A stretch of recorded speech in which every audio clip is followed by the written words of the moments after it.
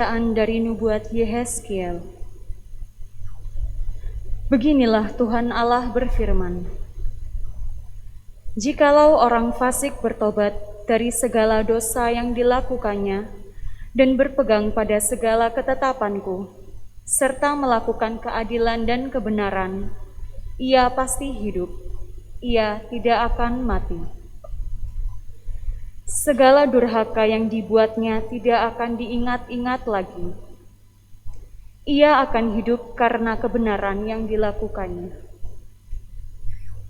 Adakah aku berkenan kepada kematian orang fasik? Firman Tuhan Allah.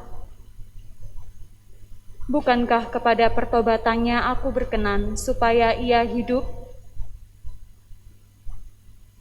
Jikalau orang benar berbalik dari kebenarannya dan melakukan kecurangan, seperti segala kekejian yang dilakukan orang fasik, apakah ia akan hidup? Segala kebenaran yang dilakukannya tidak akan diingat-ingat lagi. Ia harus mati karena ia berubah setia, dan karena dosa yang dilakukannya. Tetapi kamu berkata, tindakan Tuhan tidak tepat. Dengarlah dulu, hai kaum Israel.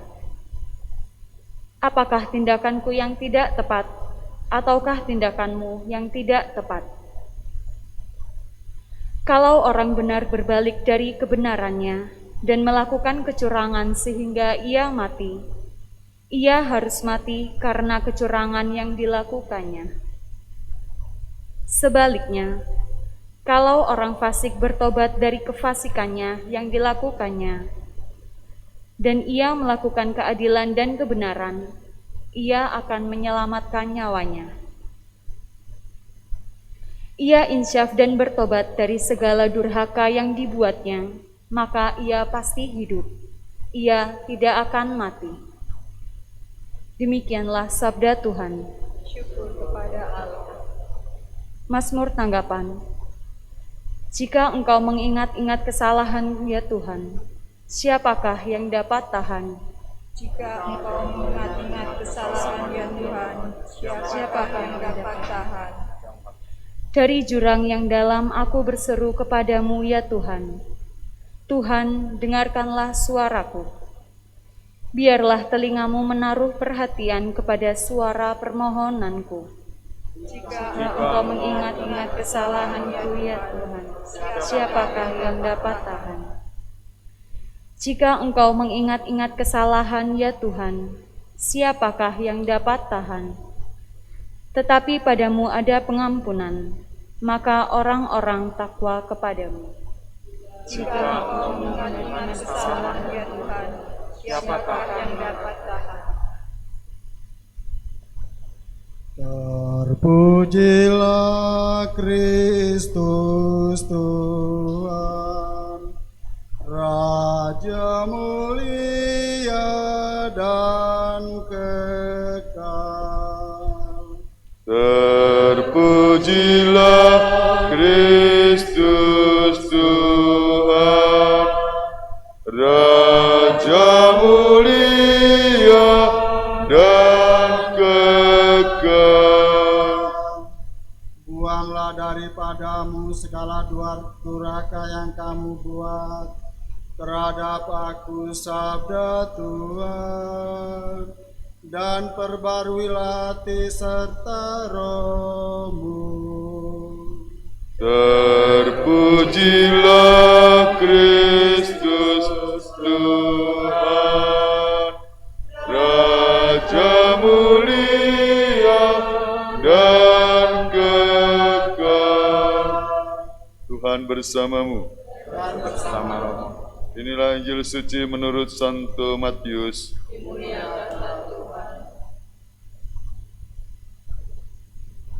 Dalam khotbah di bukit berkatalah Yesus kepada murid-muridnya, jika hidup keagamaan tidak lebih benar daripada hidup keagamaan ahli-ahli Taurat dan orang-orang Farisi, kalian tidak akan masuk ke dalam kerajaan surga.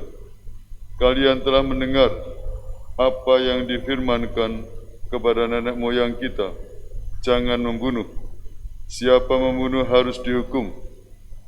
Tetapi aku berkata kepadamu, setiap orang yang marah terhadap saudaranya harus dihukum. Barang siapa berkata kepada saudaranya kafir, harus dihadapkan ke mahkamah agama, dan siapa yang berkata jahil, harus diserahkan ke dalam neraka yang menyala-nyala. Sebab itu, jika engkau mempersembahkan persembahan di atas mezbah, dan engkau teringat akan sesuatu yang ada dalam hati saudaramu terhadap engkau, tinggalkanlah persembahan di depan mezbah itu, dan pergilah berdamai dahulu dengan saudaramu, lalu kembali untuk mempersembahkan persembahan itu. Segeralah berdamai dengan lawanmu selama engkau bersama-sama dengan dia di tengah jalan, supaya lawanmu itu jangan menyerahkan engkau kepada hakim, dan hakim itu menyerahkan engkau kepada pembantunya, dan engkau dilemparkan ke dalam penjara. Aku berkata kepadamu, sesungguhnya engkau tidak akan keluar dari sana sebelum engkau membayar hutangmu sampai lunas. Demikianlah sabda Tuhan. Romo, Bapak, Ibu, dan Saudara, saudariku seiman dalam Kristus, masa Prapaskah, masa puasa pantang, masa pertobatan, masa retret agung, kita diajak untuk mawas diri. Bukan hanya relasi dengan Tuhan, tapi lebih-lebih secara konkret relasi dengan sesama. Injil yang kita dengar hari ini memberi ungkapan betapa pentingnya kita berdamai dengan sesama kita dalam kehidupan sehari-hari. Di rumah kita ketemu dengan anggota keluarga. Jangan sampai orang Katolik satru, tahu satru, jutaan ndak omong. Wah, simpang siur. Neraka dalam rumah itu ada seperti neraka, ada musuh dalam selimut. Apa istilahnya? Ya. Justru masa Prapaskah ini sudahlah. Nah, bagaimana latihan berdamai, dan berdamailah dengan saudaramu sendiri.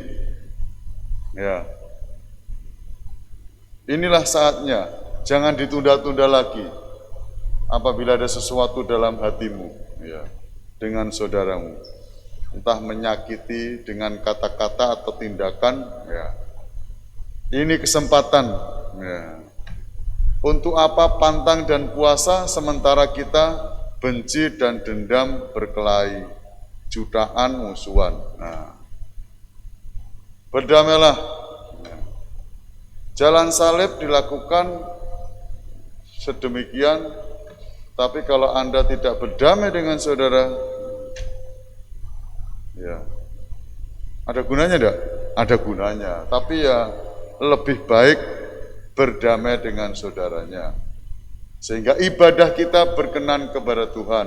Ya.